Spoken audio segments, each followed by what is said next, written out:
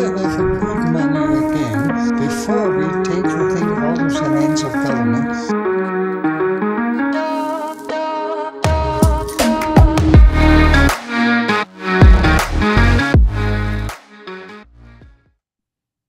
Yo! Today is October 12th, 2022. Welcome to Simply Bitcoin Live. We are your number one source for the peaceful Bitcoin revolution. We cover breaking news, culture, thematic warfare. We will show you why only Bitcoin can give you true financial sovereignty. And when we say that, we obviously mean freedom. Today, we have a very special show. We're going to talk about all things multi-sig. During the culture, we're going to talk about Bitcoin-backed loans, the pros, the cons, and we have very special people to talk about that with today. We have Tyler. Tyler works at Unchained. How you doing, Tyler? Excellent, Nico. How are you doing today? Very good. And we have Kevin. Kevin also works at Unchained. How you doing, Kevin? Doing great, Nico. Thanks for having me. Happy to have you. And of course, the legendary, always optimistic, Optimus Fields. How you doing, bro? Oh, well, good morning, everyone. Good morning. Excited for this one. I think this is going to be a good one. I don't have to say much on my culture segment. I'm just excited to talk multisig today. So this is going to be awesome.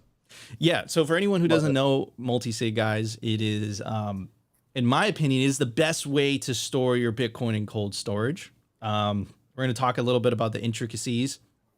And Opti is going to play a really important role today because he's going to approach it from the pleb perspective. He's going to approach it from somebody that, you know, I don't know. Opti, how would you approach it?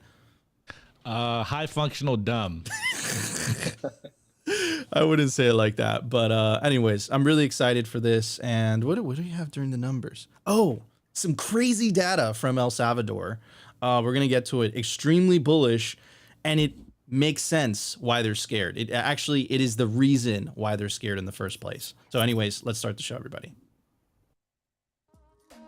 Number time. Brought to you by NODL. At this point, you should be running your own Bitcoin node. If you don't use your own Bitcoin node, you're trusting someone else's. Run your own version of Bitcoin Core, the Lightning Network, Whirlpool, and Dojo, all from the comfort of your own home.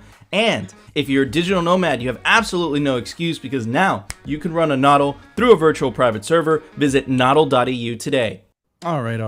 At the time of recording, the Bitcoin price is 19,130 sats per dollar, 5,227 block height, 758,365 reachable Bitcoin nodes, 15,232 blocks of the halving. That block could not come any sooner. 81,635 halving estimate April 20th, 2024. Total Lightning Network capacity 5,004 Bitcoin. Capacity value 95 million USD.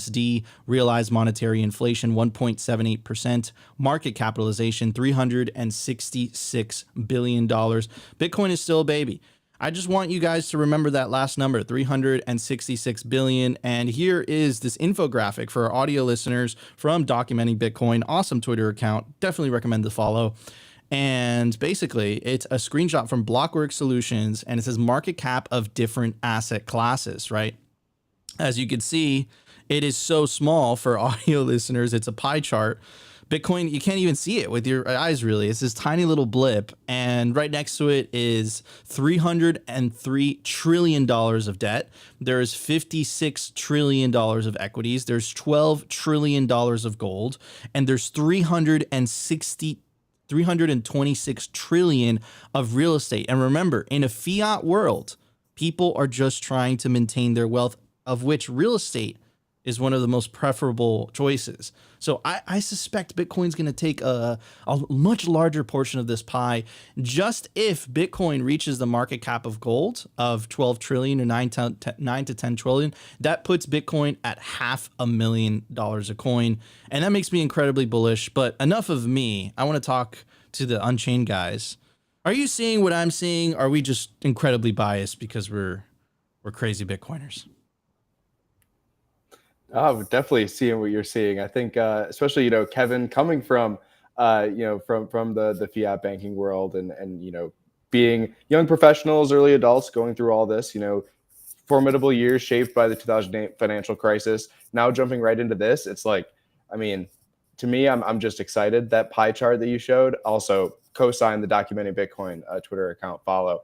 But that graphic was pretty stunning. I don't know how you could be somebody who hasn't really taken Bitcoin seriously look at a chart like that and not have just your interest peaked a little Absolutely. I think it was Greg Foss when we had the show with him that said if Bitcoin takes, I think like it was like 2 or 3% of that, that puts Bitcoin at like $2 million Bitcoin, right? And I think that's bearish in my opinion, especially in the long term. In my opinion, it is the best savings technology the world has ever seen. And it was actually one of you guys, Parker Lewis, right, wrote an article called The Great Definancialization. And he was making the argument that, you know, now that Bitcoin's around, right, it's going to just suck value out of a lot of these other assets, because before people had no choice but to perhaps buy some real estate just to maintain their wealth. So, Kevin, what are your thoughts on? I don't know if you read that article, but yeah, what are your thoughts on the pie chart? Yeah, actually, I read that article. I think that was maybe a couple of days before my interview with Parker. So I got to bring that up a little bit and mispronounce definancialization in front of him. That's quite a mouthful of a word. But I agree. We are still very early. People just don't know enough about Bitcoin. A lot of people view it as very speculative, and they have no idea of any of the fundamental characteristics of the network or the protocol, how it works. Speaking of when I left my old fiat banking job, told people what I was going to go do, and I expected some kind of a conversation from them. I really just got a blank stare. So we are still very early. I have gone back and visited some of my old colleagues from the time, and it's kind of funny. Shortly after I left, clients started asking about Bitcoin, and even they've sort of engineered some financial products to sort of get people closer to Bitcoin exposure. So it's really interesting to see how slow it is, but at the same time, we are still very early. I 100% agree. You know, you talk to anyone. I have one of my good friends that I grew up with, went to high school together. He works at Goldman, right? He's in the wealth management. He's in wealth management and whatever that is, or I don't know the exact term. And dude, he hates Bitcoin. He absolutely hates Bitcoin. And yeah, that, for you to even have that privilege to hate Bitcoin tells me that we're freaking early. I think hating Bitcoin is going to cost a lot of those guys a lot of business, man, in the long term, right? Anyways, moving on to this, and Opti, I want to get your thoughts. This is some data posted by Willy Woo. Don't worry, it's no trading stuff. But anyways, the source is from Cointelegraph, so we know it's legit, I guess. Anyways, Willy Woo, El Salvador Bitcoin adoption nearly matched its banking adoption in its first 8 months since launch. Of the total population, 40% downloaded Chivo wallet, 20% continue to use it, 25% have bank accounts. The Bitcoin launch was September 2021. Dude, for all the crap talking that they say about Bitcoin, about, it was a failure. Banking had a 35-year head start, and Bitcoin is only lagging behind by 5%. And this explains why, our friends at the United Nations, it's funny because they have the slogan prosperity for all. We've gone over this. I've gone over this on BTC sessions during the Simply Sessions Bitcoin news roundup during with Ben. And this is an article that we've gone over hundreds of times, right? Which is the United Nations spells out actions to curb cryptocurrencies in developing countries. Well, you want to know why they're so petrified? Here you go. Here's your answer, right? If you cut out all the red tape and you make having access to the world, having access to the financial world as simple as downloading an app, it's incredible how popular it is. I don't think it's rocket science. From their perspective, they would like you to believe that without them, without the without the intermediaries, the world would burn down. It's crazy in a world where we have money that has rules without rulers. It's awesome watching the old rulers trying to justify their their existence. And we're just kind of watching them like, yeah, that's not, maybe I don't want a central bank digital currency that's going to stop me from buying steak 5 times a month. Maybe I don't want that, right? So anyways, Opti, the in-house truth teller, what are your thoughts on this, brother? Well, this is what I love to see. I think I say it on every single show. Seeing individuals using Bitcoin to me is the most inspiring aspect of all this stuff. And to see the hard data, to have the receipts of people once they take the orange pill, there's no going back. And furthermore, just like fulfilling the meme of banking the unbanked, and like we have the data here, so like adoption is happening everywhere. And furthermore, if we connect this dot with the Bukele article of don't drink the elite's Kool-Aid that we covered like a week or two ago, man, it's very interesting to see the legacy media continue to try to dunk on El Salvador when like adoption is happening at such a fast pace, because the cat's out of the bag. And you know, people aren't going back. They understand that Bitcoin is a better financial system, and furthermore a freer financial system. And so hey man, this is just bullish stuff. And also another dot, connect that with what's happening over down in Africa as well and other parts of the third world. It's like it's hard to stay bearish right now. And furthermore, with the documenting Bitcoin meme, the like $0.36 trillion market cap, it's incredible that people are bearish out there. It's never been a better time to buy and save in Bitcoin, and here are the receipts. So it's just beautiful to see that we have hard facts and it's not just us shitposting on Twitter about it. I think to that point real quickly, just to go back to Parker Lewis's essays, right? It's like we're seeing in real time different areas of the world hit that suddenly phase a little bit faster than other areas, right? So Nico, your friend who worked at Goldman, you know, he's still stuck in the gradually phase, right? And he has that privilege of being able to hate Bitcoin because he doesn't really yet need it.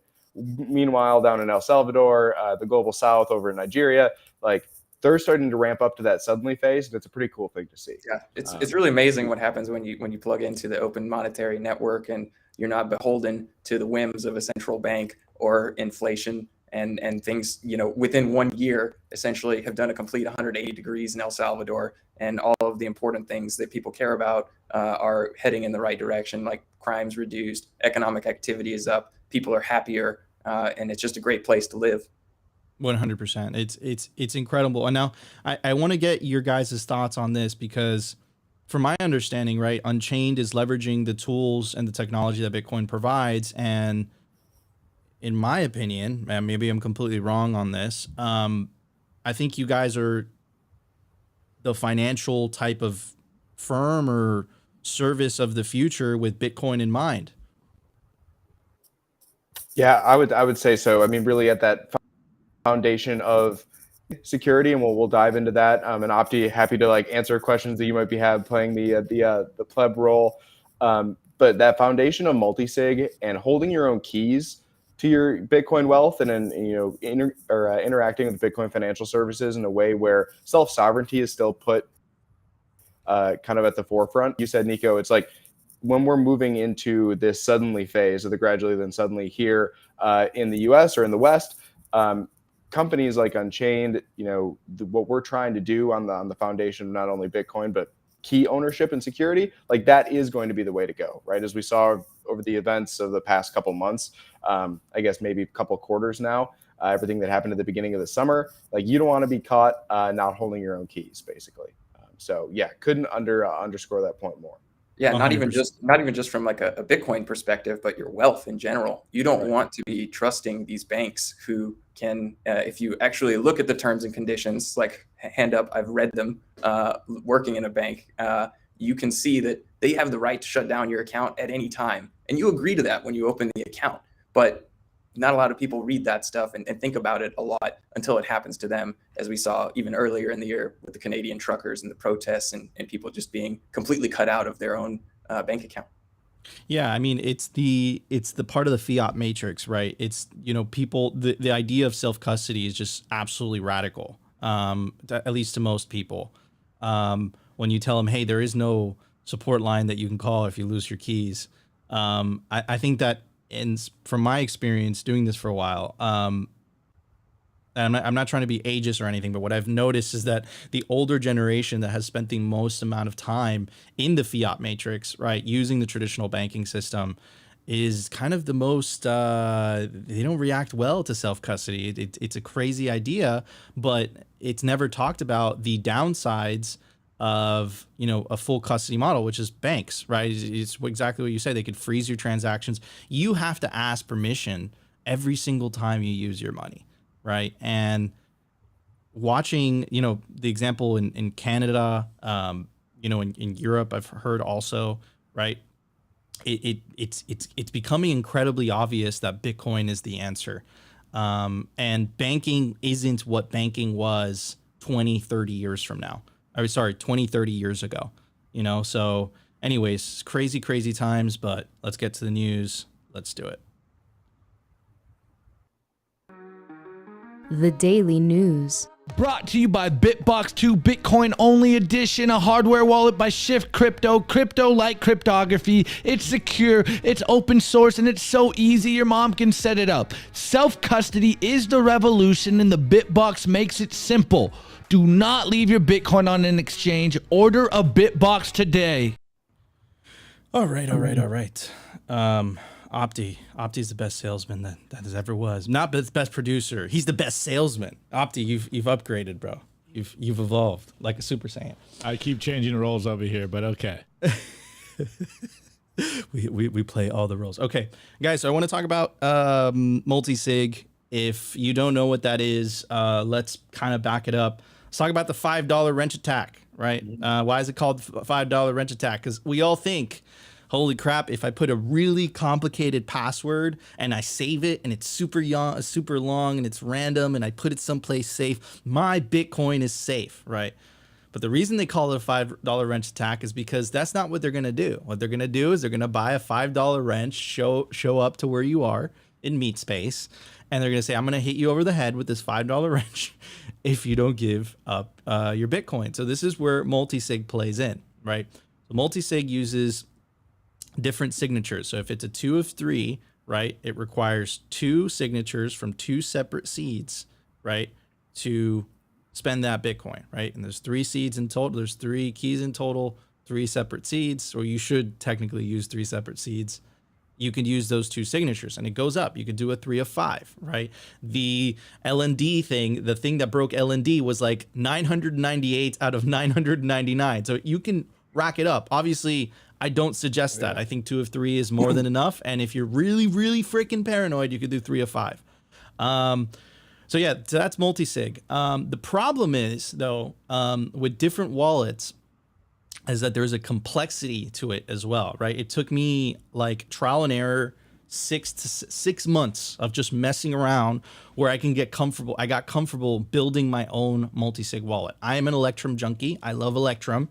So that's what I used, right? It was not an easy, it's not an easy user interface to do that stuff, right? I kind of learned it on my own because I came to this very natural question that a lot of you guys will get to, right? Which is you're looking at your ledger, your treasure, your cold card, and you're looking at it and you're like, how can I really trust? How do I know that they didn't, kind of put some backroom kind of software, even though it's open source, but how do I know I could really trust the random number generator on this device? How do I know I could really trust this device? Well, that's where multisig comes in, right? So it's a different thing if you're storing your seed, one on a ledger, one on a Bitbox, and one on a cold card, right? You're not trusting maybe a seed signer. You're not trusting a single manufacturer, right? And I think that this is an inevitable question that all Bitcoiners will start to run into, especially if the relative value, because money is relative to everybody,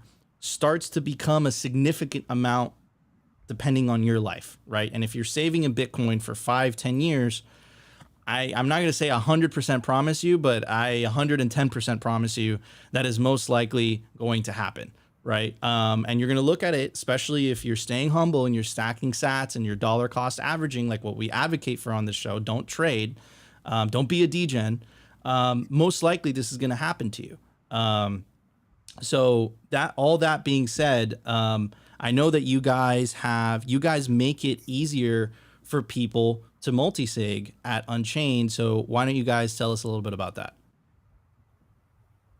Yeah, definitely. I can take a lead on that one. I'm on the concierge team at Unchained. So we really take people from 0 to full 2 of 3 multisig and collaborative custody. We engage an hour-long video call to start and multiple calls afterwards if needed, really helping people through setting up these hardware devices, uploading XPubs and public keys, and we go through kind of like the details as to what we're actually constructing, what we're making with a multi-signature vault is the name of the product. And throughout those discussions, I think it's really powerful to see from our perspective on the concierge team. You were talking, Nico, about the little bit older generations, maybe just being so used to the fiat system and taking that extreme ownership, extreme responsibility. Where now it's with great power comes great responsibility. It becomes a little bit scary. But we talk about, from our vantage point on the concierge team, we see maybe a good bell curve of individuals, right? There's folks just out of college. It might be computer software engineers, but there's also, 75-year-old men and women who just really were maybe into gold or were traditional libertarians and now hold Bitcoin and want to do it the right way. And when we engage in these discussions, we say, hey, here's what we're going to do. What we're building here today is really like a treasure chest for your Bitcoin. And in order to open up that treasure chest, you're going to need 2 keys out of a set of 3 total. It could be both of your keys, or it could be one of your keys and one that Unchained holds as your collaborative custody partner. And that's what's used to unlock Bitcoin from your treasure chest. And that's really what we're doing. When we frame it like that and we take the time to explain what these devices are, the fact that Bitcoin doesn't live in your Trezor or Ledger or Cold Card, but that these devices just store your keys, it really does kind of build this foundational knowledge of like, okay, I kind of understand what I'm doing. And then a broader goal of our team, Unchained writ large, not just the concierge team, is educating people after the fact, right? Blog articles, content, financial services. Kevin and his team are working on a foundation of Multisig as well. And in my mind, it's just really the most powerful way to secure your Bitcoin. It's the most secure way to secure your Bitcoin, right? I had a tweet right before we all jumped on. We're single point of failure disrespecters. So that $7 wrench attack I saw in the comments, adjusted for inflation, that could be a single point of failure. If somebody wants to do a physical attack on you and you have one seed phrase backup, right? One set of 24 words securing your Bitcoin wealth. Well, that's a single point of failure, and you're holding your own keys, right? Not your keys, not your coins, but you don't have that fault tolerance, right? You don't have the additional support of something like multisig, something like 2 of 3 multisig. So, not to get into the full spiel right away, but that's really what we try to instill in the minds of our clients and inculcate is this idea of get rid of your single points of failure, hold your own keys, and foster this kind of culture of learning along the way. When you join the call with us, you might not know what an XPub is the first 30 seconds in, but 6 months down the road after being an Unchained client, you're going to know what an XPub is. You're going to know what a wallet configuration file is, and you might just even know what Caravan is, right? So it's kind of that constant evolution towards learning. The more that you get your hands dirty with. So let's talk a little bit about the differences, right? So if I were to set up a 2 of 3 by myself, right, I would either rely on the random number generators on my devices, I would roll the dice, and then I would plug in those devices onto the specific wallet, or maybe just plug in the XPubs by themselves, right? And then, you would set up a 2 of 3, a 3 of 5. Let's make it simple. Let's stick to 2 of 3, not to overcomplicate things. Right. So that's how you would do it yourself. Right. And then what is the advantage of that? In my opinion, one of the advantages of multisig is something called geographically separating your seeds. So what does that mean? That means that if this theoretical $5 wrench attacker knocked on your door, right, he showed up at your house, even he had that $5 wrench attack above your head, you wouldn't have the keys in the same geographical location. So even if he held you hostage with the threat of violence, you couldn't give it to him even if you wanted to, right? And again, is this a perfect solution? He might get upset, right? No, it's not. There is no perfect solution. It's a trade-off, right? But at least it lets you plan to do certain things, right? So in the setup that I was describing, the responsibility of the storage of those 3 keys would be completely your responsibility. Now, the pros to that system, right, is privacy, right? You're the only ones that are going to know about your XPubs. The downsides to that system, right? Also, the key, you're going to be in complete control of the seed creation as well, right? The downsides to that, however, though, is you have to take complete responsibility of those 3 keys. Not to mention, especially if you're just starting out, it is very inconvenient and the UX is not friendly and it's not easy to create a 2 of 3 multi-sig. And especially if you're older, right, it's very daunting. Now, Vault and I know Caravan makes that 100% easier, that process. And if correct me if I'm wrong, it's 2 of 3, right? Yeah, it's 2 of 3, and really the advantage of having that collaborative custodian would be, kind of on multiple fronts. One, like you said, the complexity does kind of heighten a little bit when you're doing everything by yourself. You don't want to be securing your generational wealth and then be stuck wondering why your Trezor doesn't connect to Brave browser like it should, or something like that if you're using a web-based multi-sig coordinator like Caravan. There's just a lot to learn. But I'm always for education. Go and learn those tools. But having that collaborative custodian there also comes with this benefit of, Bitcoiners, Bitcoin individuals, Kevin, myself, our team members that are there to help you, navigate kind of the sea of information that you're always exposed to in Bitcoin. So that's one advantage. And then two, it's going to be, you really want to think about the collaborative nature of it. The fact that we hold a key, you still can engage in geographically separating your items, and we do encourage our clients to do so. But you also want to be thinking about, these things that you might not think about right away when it comes to your wealth, right? Something like inheritance, right? What were to happen if you were to, something unfortunate were to happen and you were to pass on, right? Is there someone with institutional grade Bitcoin knowledge that could help a loved one recover funds, right? All of those roles are played with a collaborative custodian who really engages in, wants you to abide by best practices, but also engages in your learning and is kind of there for you should those crazy scenarios arise. But it is 2 of 3, to your point, Nico. And when you think about a 2 of 3, let's just say self-sovereign setup, you have 3 keys total, right? So you're probably going to have your 3 signing devices, right? Your 3 hardware wallets. Then you're going to have your 3 seed phrase backups, right? So right there, that's 6 items that you're going to want to geographically disperse, keep track of, make sure that your firmware is up to date, make sure that your seed phrases were written down correctly and are intact at every maybe once a year you check on your seed phrases. So right there, that's 6 total items. That's kind of a lot. And then you start thinking about, okay, a 3 of 5 all on your own. Well, now you have 5 total keys. So that 6 items now multiplies or I guess grows to 10 total items. And unless you're really on top of your, on top of recent developments, on top of your wallet tooling, those 10 items can kind of become unruly, right? So when it comes to 2 of 3 multi-sig with a collaborative custodian like Unchained, you have 4 items, right? You have your 2 signing devices, your 2 seed phrase backups. We have your 3rd key as a backup, and you have those 4 items. You can start to think more strategically about where you're going to separate and securely store those 4 items of your setup. So I just wanted to point that out there about 2 of 3 versus 3 of 5 and how we really think of it for a majority of our clients. Yeah, so I'm a big fan of 2 of 3. You could always just make copies of the individual seeds as well. So that can kind of play into your kind of your storage strategy, better said, or however which you say it. I think we're making up words.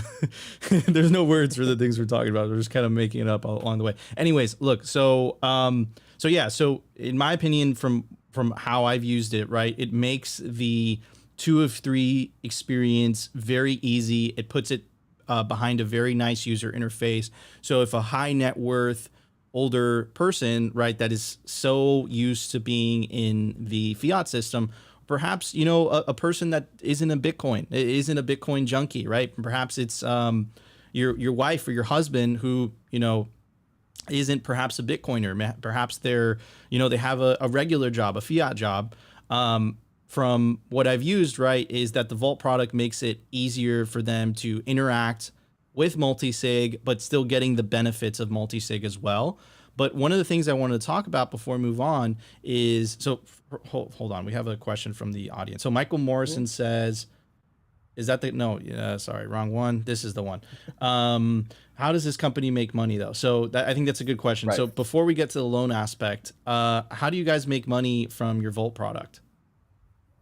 Yeah, so the Vault product itself is free for personal vaults. You can go create an Unchained account. Upload your own XPubs. If you feel like you're, a Bitcoin pro in that respect, our Vault product is free. Now, what myself and my concierge team members do is we have concierge onboarding sessions. That's just a one-time payment to our team. Starts at $250 up until October 31st. We have a Drain the Exchanges promo running, and that's $250 if you already have some hardware wallets you want to use. Otherwise, we will provide you devices as well. And we really just engage with you for that hour, make sure you're all set up and ready to go. That's a one-time fee. And then we do make money from business accounts. If you're using a business vault, a vault for your trust or your business, your organization, that does have a yearly subscription fee. And then for our lending product, we do have interest payments. We have a trading desk that we do take basis points off of as well for trades. And then our Bitcoin IRA has set up fees as well. So there's other financial services. That's really how we monetize as a company. When it comes to Bitcoin security and security first for your personal Bitcoin, that Vault product is. So let's talk about privacy, right? Because that's one of the things that that I believe is the biggest trade-off to this, right? Because at the end of the day, Vault, Unchained Capital does have access to your transactions, does have access to your pubs, and does have access to your balance specific to that Multisig wallet. How do you guys deal with that? Have you been approached by law enforcement to specific things, et cetera, et cetera?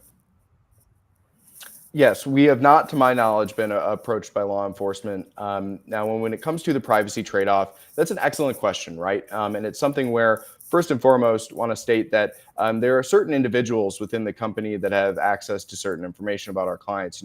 Kevin and I work intimately with clients, engaging in activities, so we might be able to, access at XPubs or balance or transactions, things like that, in order to help our clients. When it comes to the privacy trade-offs, excellent point, and I think a broader point in Bitcoin, or just generally when we're talking about services and products in this space, everything has trade-offs. There's privacy trade-offs with any company you engage in to give an XPub to, whether that's Swan Bitcoin, you connect an XPub or a single address, whether that's another multi-sig provider, right? If you're engaging with collaborative help or engaging with an exchange, there is privacy trade-offs to consider. I think the trade-off there and how you should weigh that then is the convenience of having those experts on hand to help you with your setup for the security of your Bitcoin versus the privacy trade-off of us being able to see transaction history data, right? If you value more than the other and you're thinking about your generational wealth and maybe the inheritance side of things, that might take the cake over making sure that that all of your information is kept to your eyes only. Privacy is the ability to selectively reveal oneself to the world, and we really treat privacy with high regard at Unchained Capital.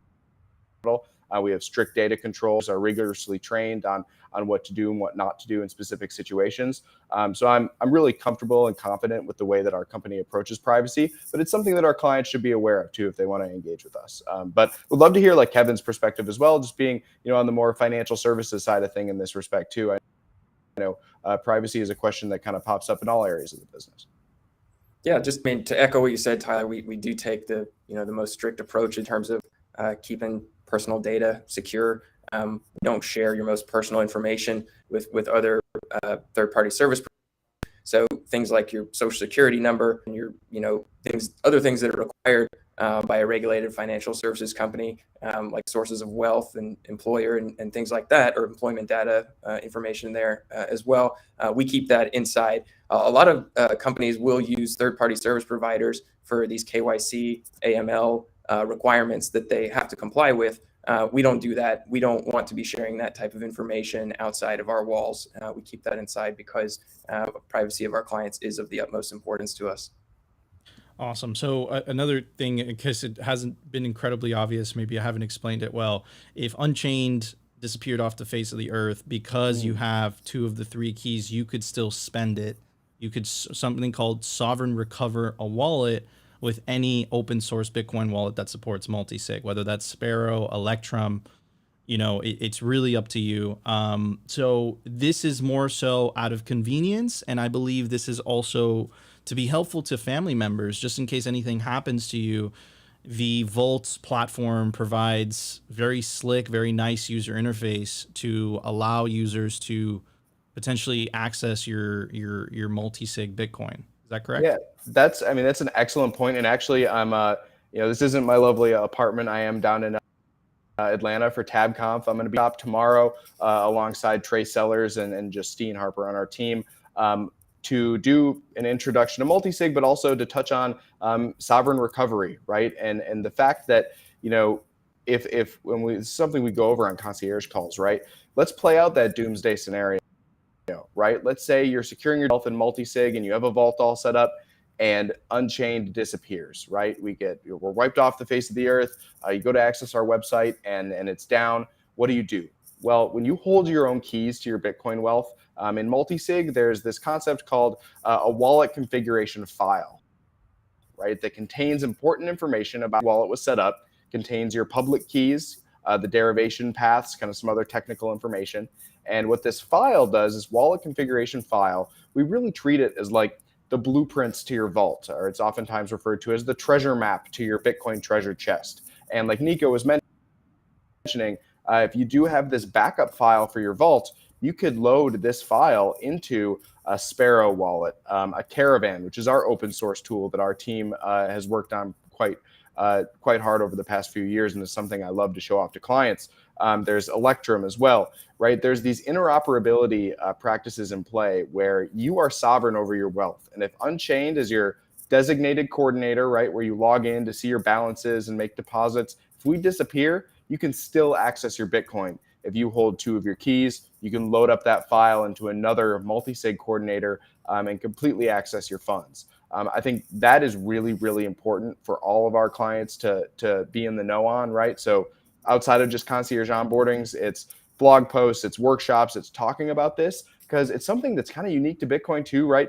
You can't just go in a matter of seconds, really, recover your Wells Fargo account over at US Bank, right? It just doesn't work that way. So not having to trust us in turn builds more trust, and I think it's a really I powerful agree, and I think that's the key here, right? Is that even though you're using a company to potentially hold a third key for whatever reason, for your family member, maybe for convenience for you, maybe because you don't trust yourself holding all the keys, guys, our job is to show you all the tools, right?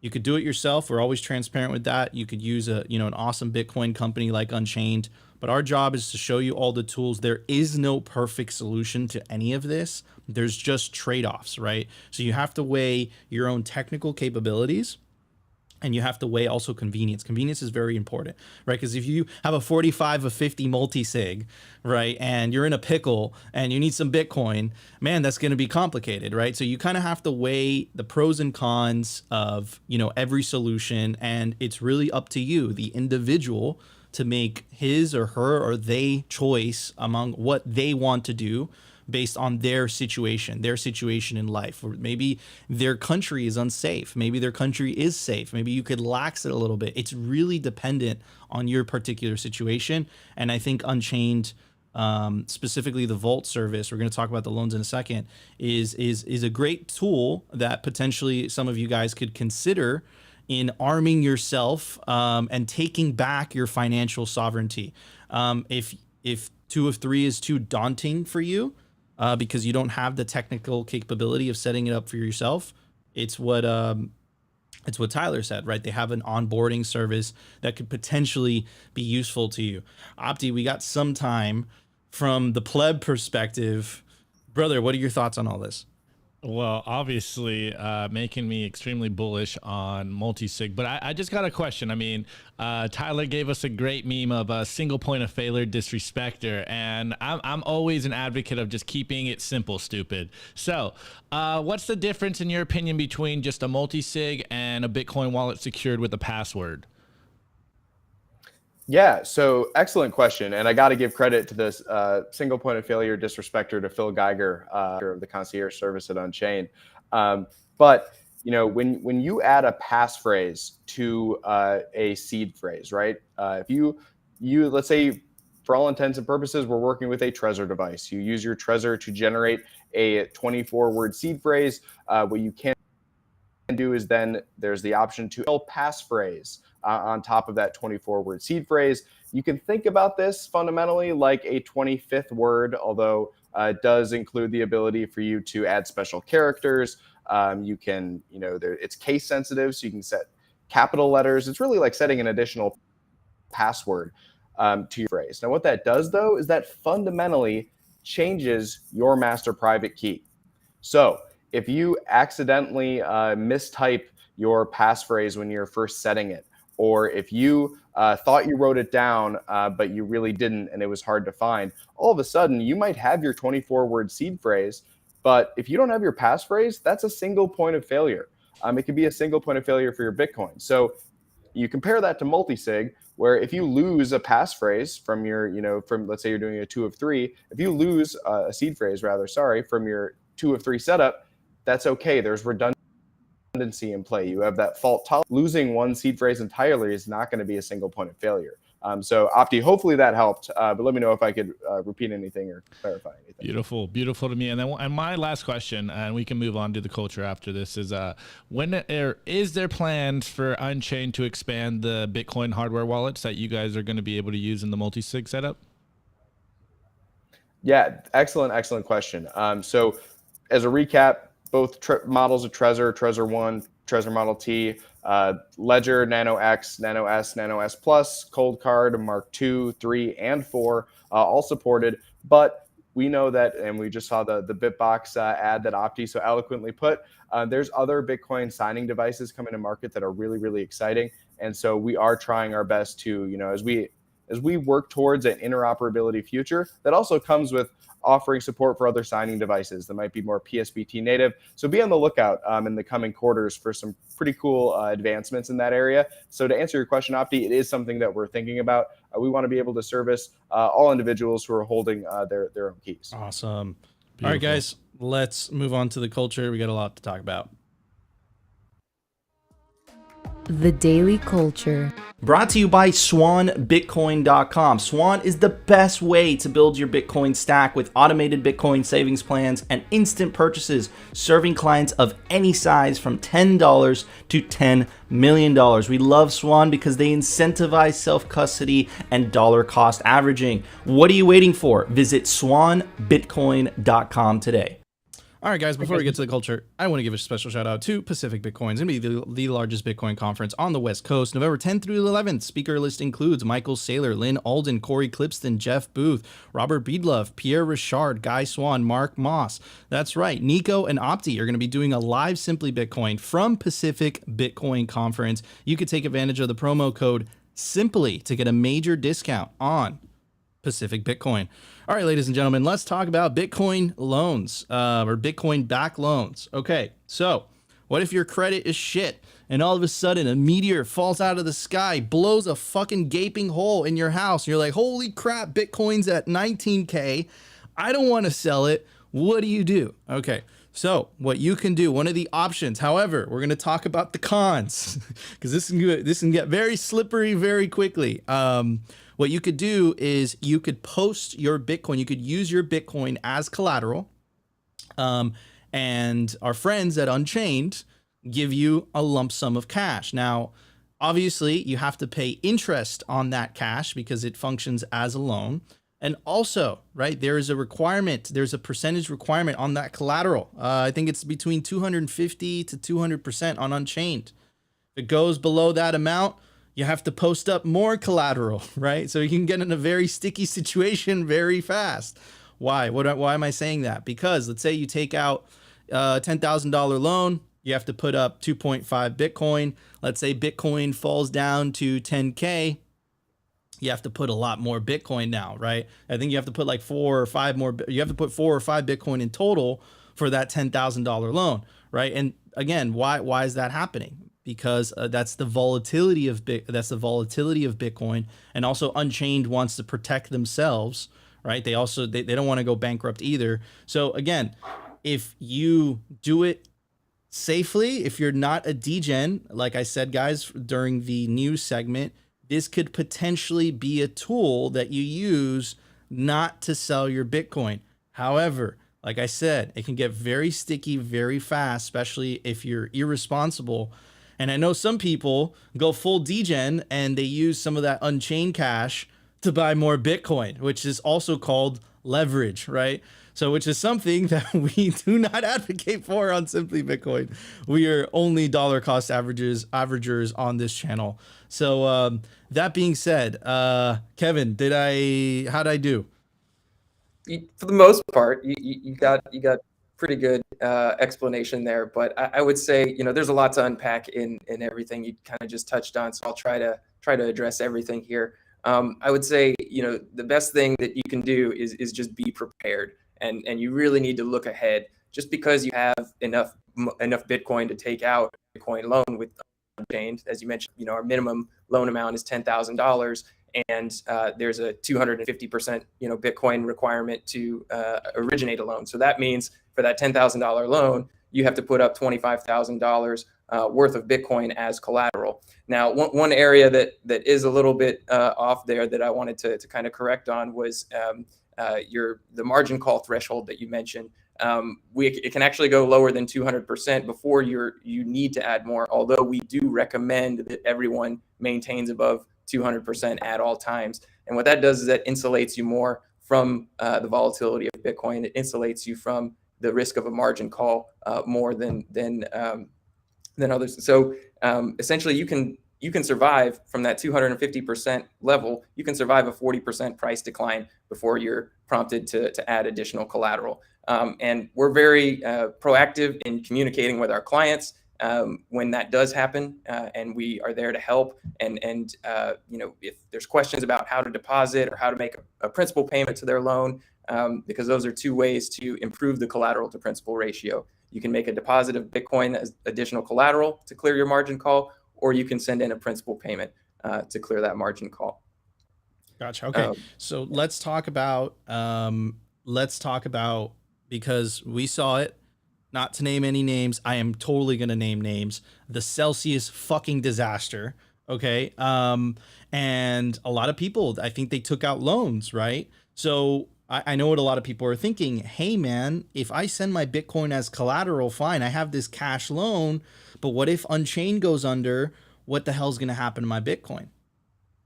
Exactly. So the great thing, as we were talking earlier, our services are based off of Multisig.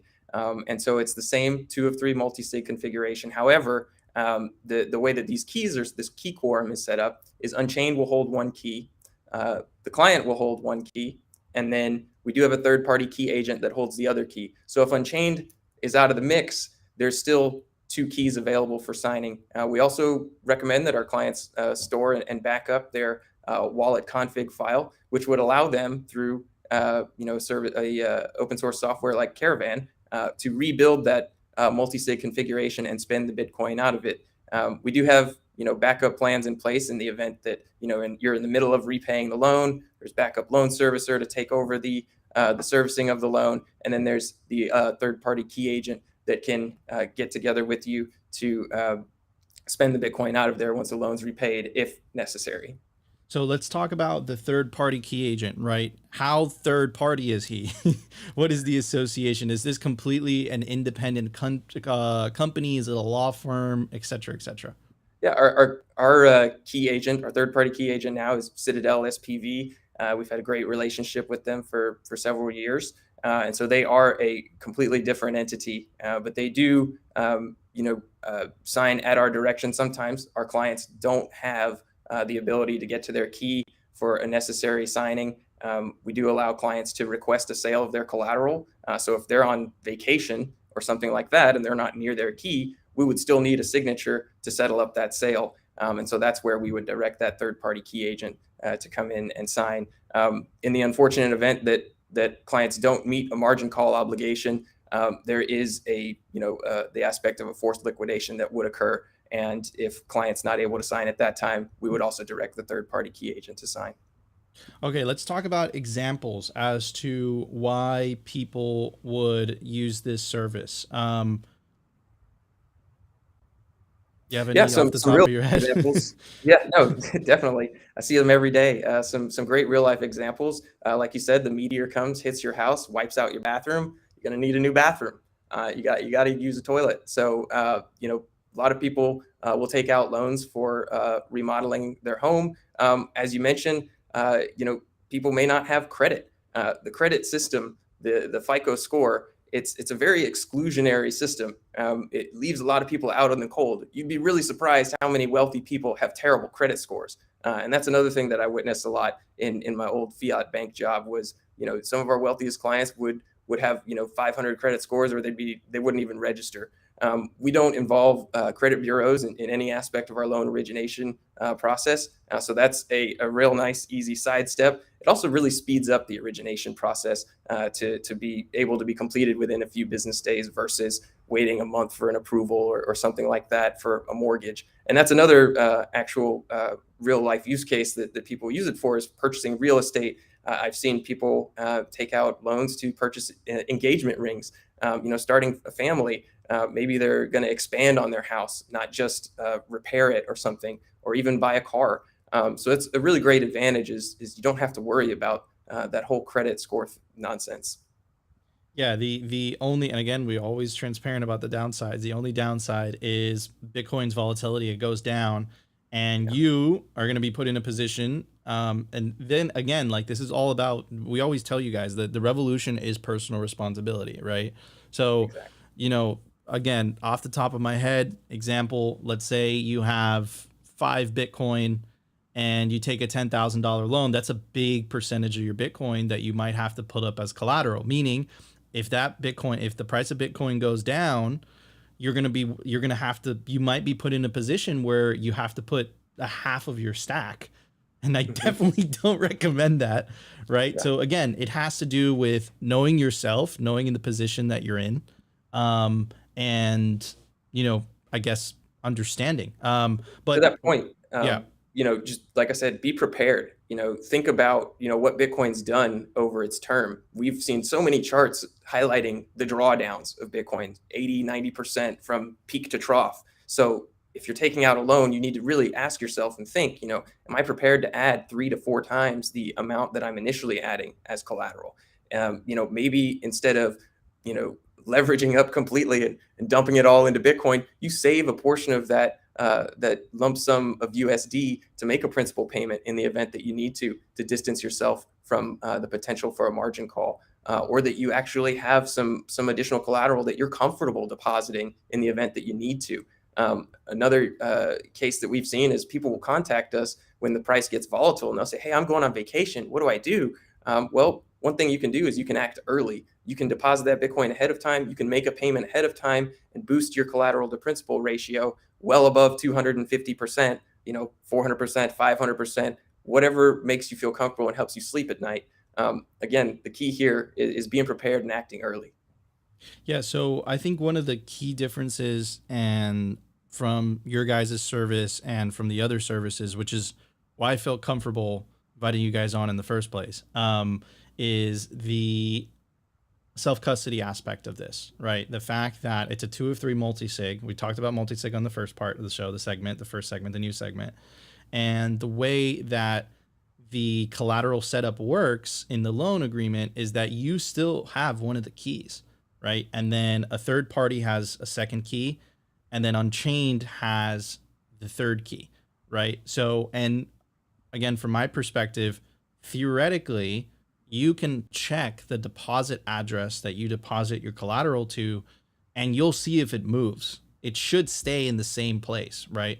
So that's one of the biggest differences. And the reason I mention this is most other people, they rehypothecate it. So you send your Bitcoin in as collateral, and then they put it in a very big lump sum. And most often than not, it's not necessarily the Celsius guys were bad people. It's that they thought, holy crap, I have this lump sum of Bitcoin. Maybe I could use it to grow my own Bitcoin. And of course, I'll always pay back the little guy. The problem is that when you see a crash, then those types of moves aren't so smart. So could you talk a little bit about that? Absolutely. If you're partnering with a company that did similar things as Celsius, you're exposing yourself to counterparty risk. So you may make all of your payments, maintain your margins, stay out of margin call, and you pay up and everything's great. But because of poor decision making from your counterparty, now your Bitcoin's no longer there. It's been lent out. It's been gambled away. And that's just something that we're not comfortable with as a business model. So as you said, you can see the address that the Bitcoin is sitting in, or sometimes multiple addresses in the case of you making multiple deposits, because we generate a new deposit address with each additional deposit for your loan.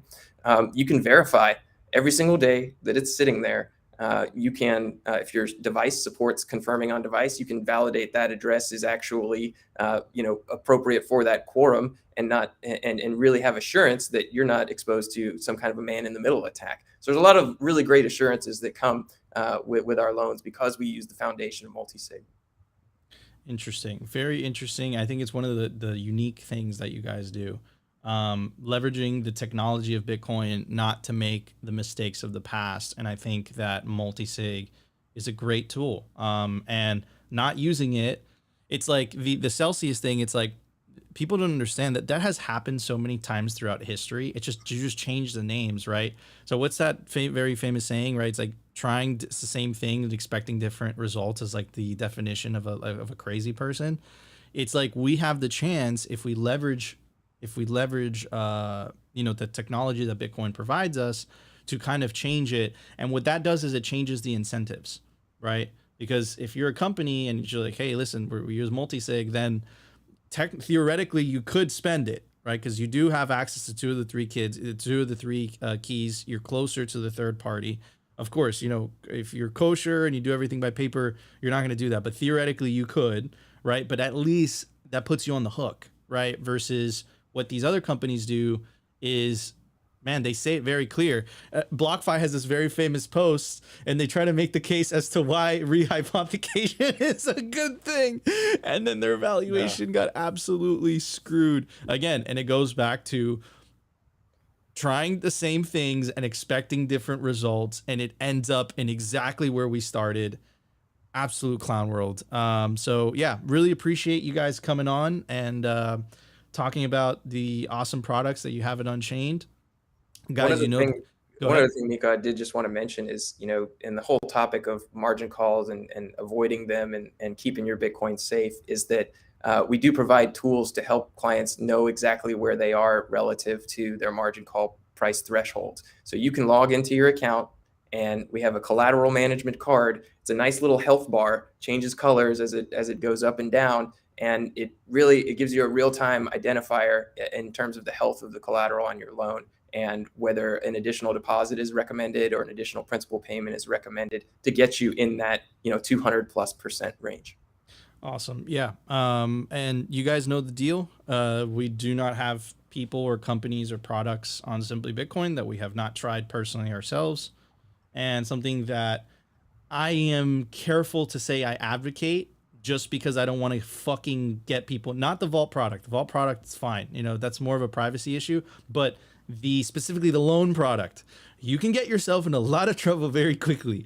So just be careful with that. But I will say this, because you guys leverage the 2 of 3 Multisig, it is much safer, in my opinion, than using a loan provider that doesn't leverage the power of 2 of 3. So yeah, man, I love what you guys do. You're an awesome Bitcoin company, and you guys keep the Bitcoin principles in the company, which we need more of now these days. Anyways, Opti, you want to hit it from the pleb perspective?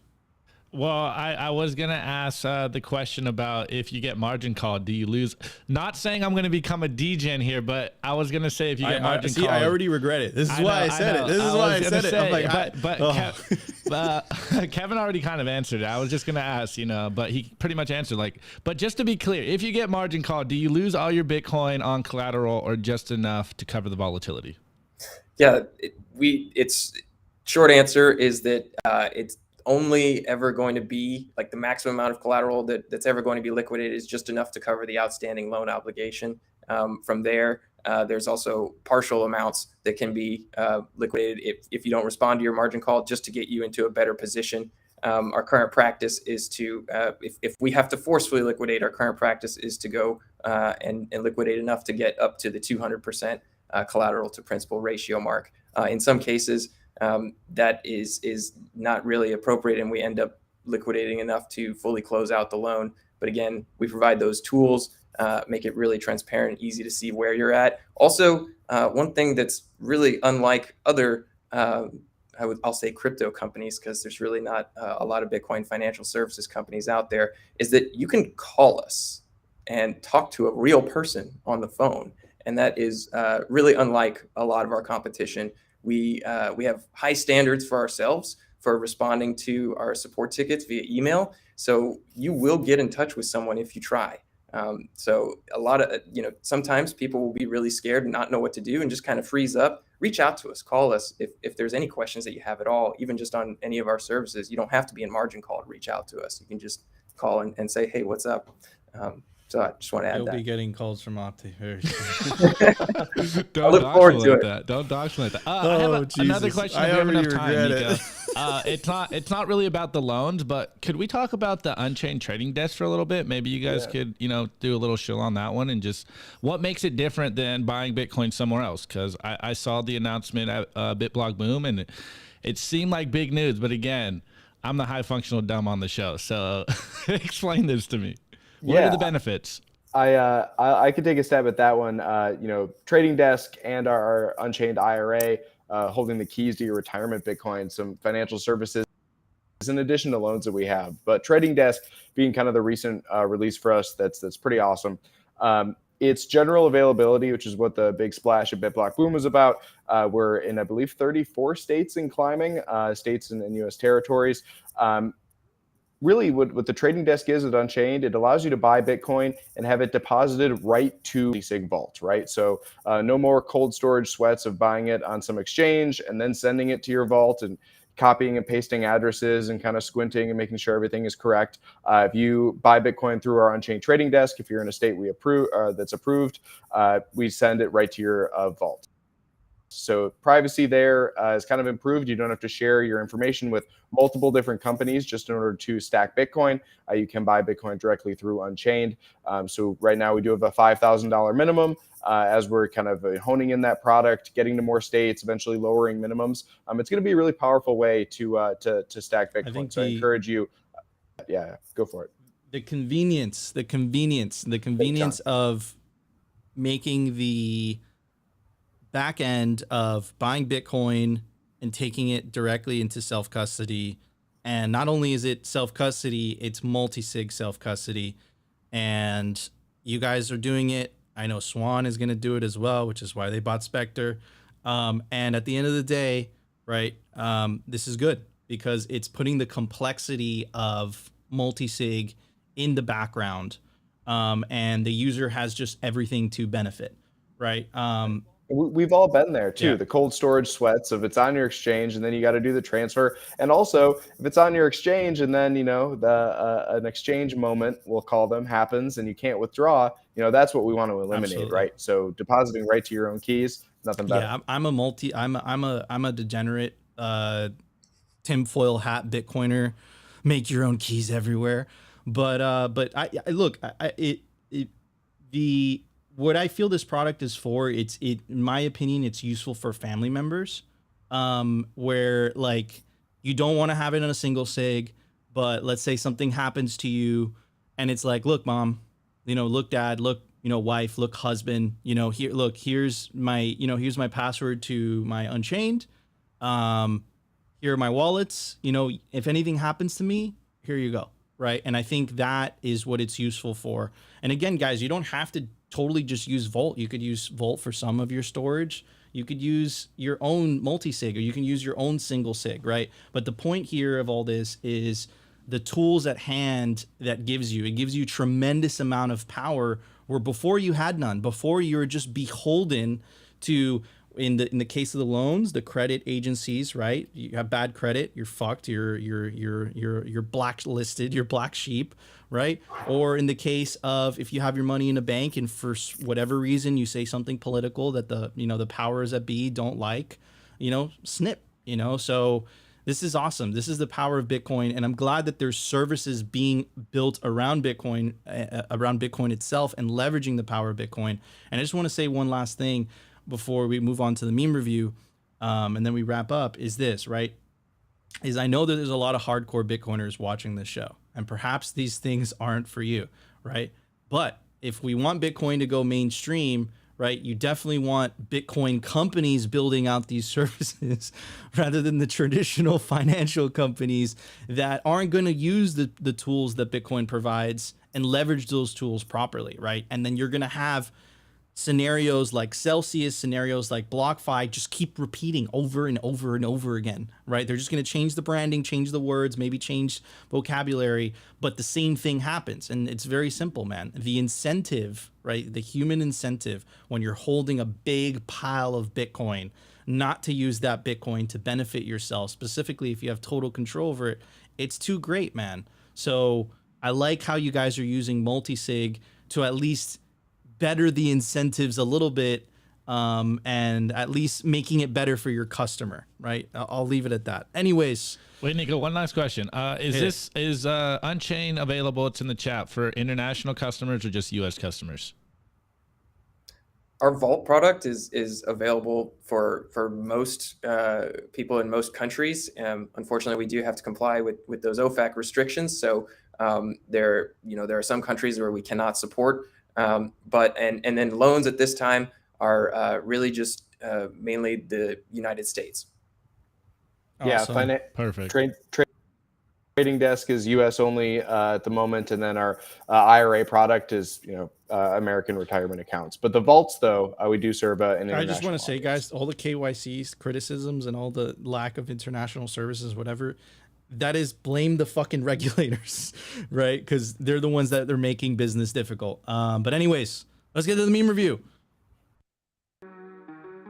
The Daily Meme Review.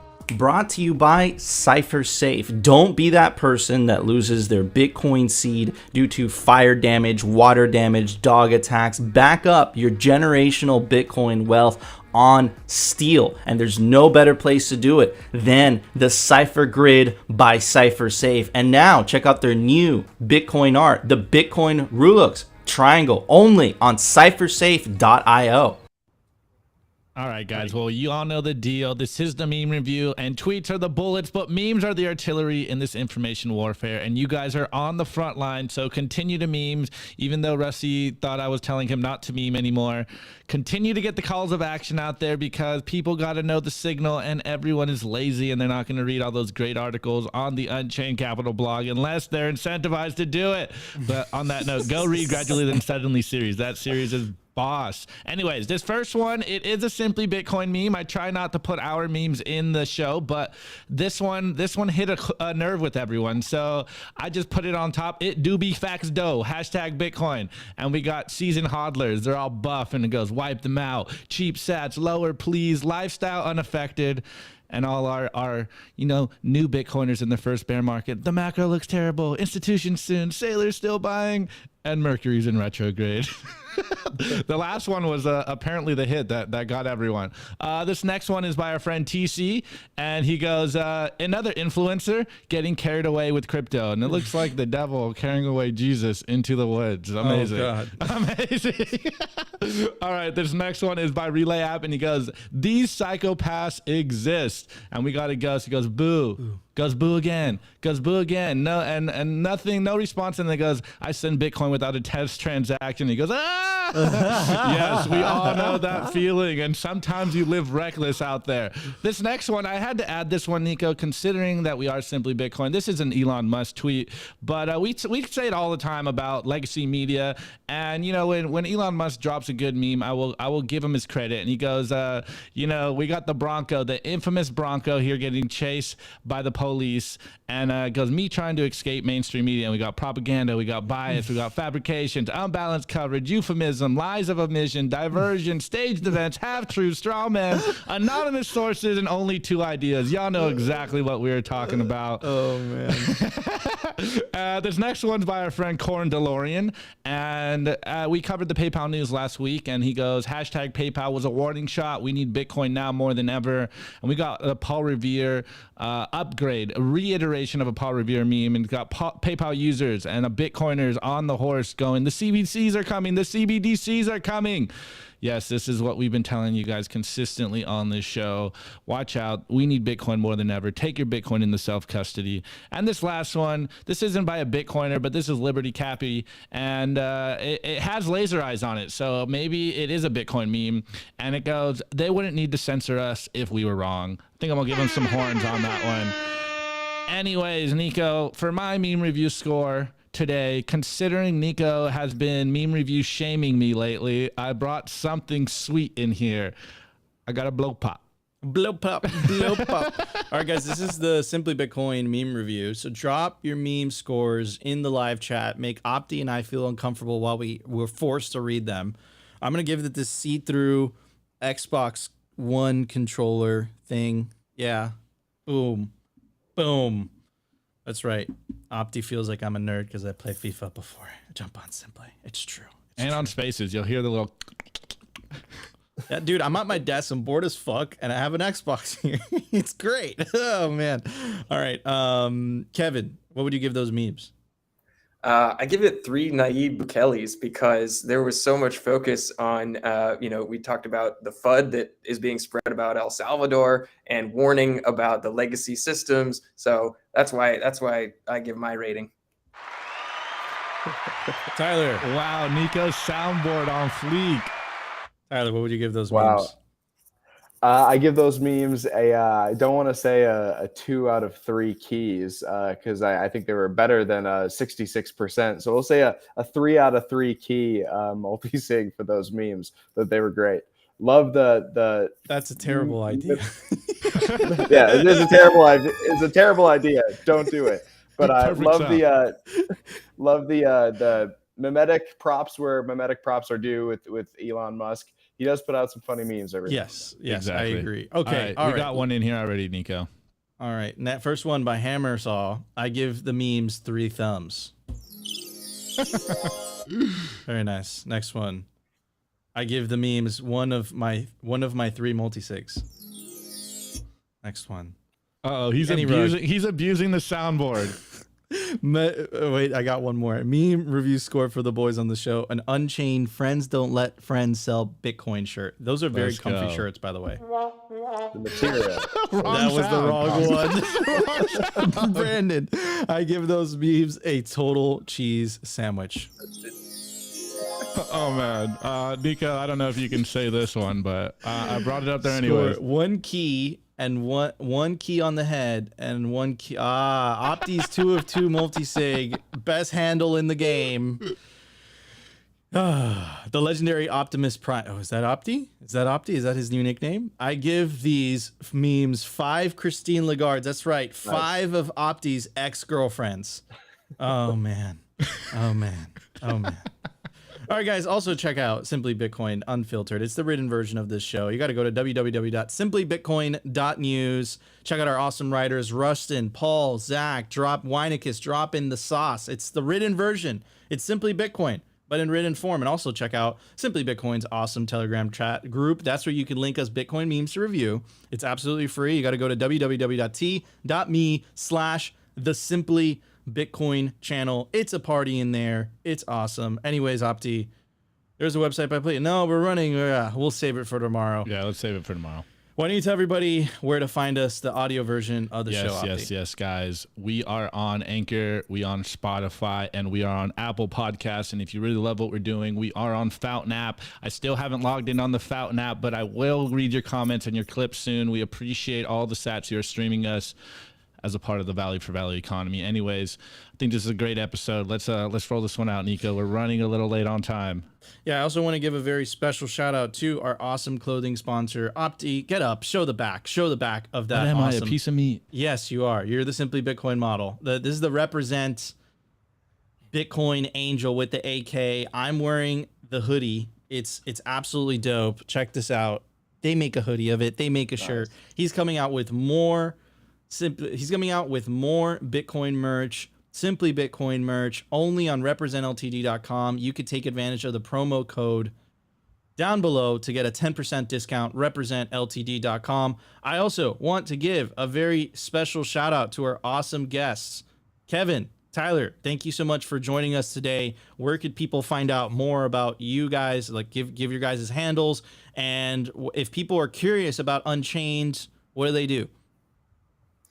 So you can go to unchained.com to see our wonderful blog, learn about all of the different products and services that we talked about today. My Twitter handle is at Kevin_Stoneham, STONEHAM, my last name. Yeah, and I always love to hype up unchained.com/concierge for the concierge service. Checking out our site and our blog content is fantastic. I'm mostly on Twitter, at clockwork_prior on Twitter. Happy to anybody in the audience might be having. Thank you both for having us. This was really awesome. Really appreciate it. All right, ladies and gentlemen, that was another episode of Simply Bitcoin. I know it was running a little late today, but it's our job to keep you in tune with the Bitcoin revolution, whether that's giving you the tools, highlighting the tools for you to use or not to use, whether that's covering the news. We try to cover it all. We try to do our best. We love you all. We will see you tomorrow for a brand new episode of Simply Bitcoin. See you guys later.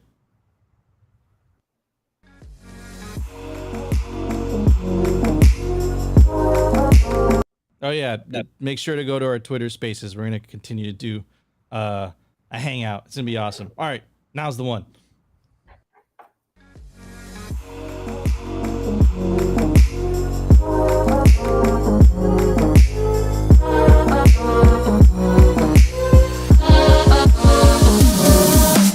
Which one's the best crypto asset? Well, Bitcoin's the best crypto asset. Okay, what's the second best? There is no second best.